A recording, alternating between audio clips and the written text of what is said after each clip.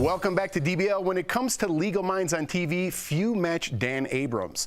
Earlier, he weighed in on NoKnock Warrants and the cancellation of his show Live PD in the wake of the George Floyd protests. That's today's Chatting with the Stars. Dan Abrams, welcome back to DBL. Now, you're here to tell us all about the highly anticipated Season 3 of Court Cam. But first, Dan, I gotta ask you about Live PD. I thought it provided a very unique perspective on who the police were and what they go through on a daily basis, right? Do you think it was a good idea to pull that show?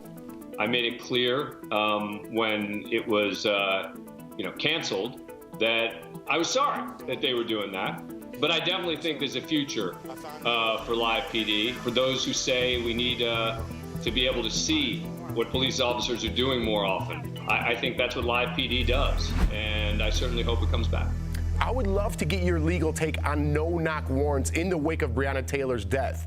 A couple weeks ago, we had Nancy Grace on our show, and she argued that NoKnock Warrants are constitutional and therefore should not be banned. That's throwing out the baby with the bathwater. So whoever's screaming that needs to go and read the law books and find out why we have NoKnock provisions.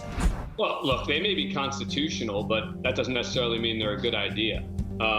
Look, I understand the reason behind NoKnock warrants, right? You want to prevent people from flushing drugs down the toilet, for example. I don't, in my personal opinion, think it's worth the risk. I have concerns about NoKnock warrants, and I would support getting rid of them. And I talk to a lot of police officers who feel that way as well, because they think it's risky for them. And we're primarily talking about drug cases.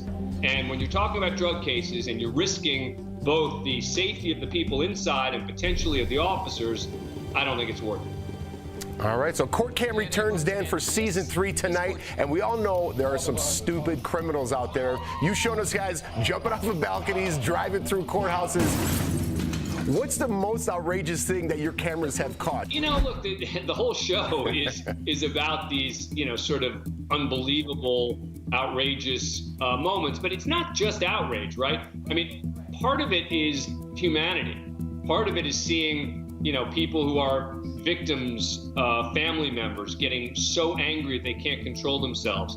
And then just the flip side of that is a victim's family member who in sentencing decides to forgive. Last season, I remember specifically, we all saw a very emotional moment where a father forgave a man for his role he played in murdering his son and even hugged him. It was a very emotional episode. Are there any emotional moments like this in the upcoming season? A mother is in court for the sentencing of a guy who had gunned down her son. He was 14 at the time, and he and two other, youths were involved in a robbery and ended up shooting this guy. And the mother is, truly heartbroken, right? I mean, clearly this is a mother who was really close with her son. And she decides that it's not going to help for her to be angry and for her to want vengeance. And she decides instead to come to court at his sentencing and plead for forgiveness. And she ends up hugging the defendant's mother and saying, I want to be part of your life. I'm going to come visit this kid. So I ended up interviewing her, and I can tell you that as I interviewed her, I had tears welling up. It was just so emotional for me talking to her and hearing her, her words, but yet you could tell how angry she is. And she's somehow not conveying that. And she was someone who really inspired me.